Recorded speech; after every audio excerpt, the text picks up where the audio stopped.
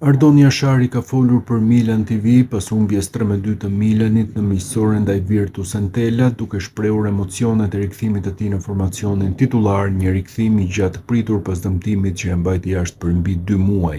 Jashari pranoi se rikthimi nuk ka qenë i lehtë, por tani synon ta zërë vendin titullar sa më shpejt te klubi italian.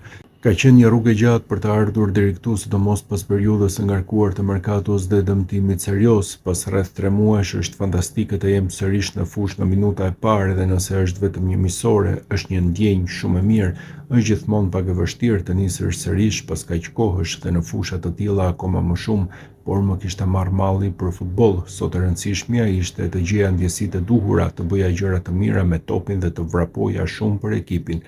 Mesfushori shqiptar theksoi se ndihma dhe ambienti te Milani kanë qenë vendimtar gjatë muajve të rikuperimit.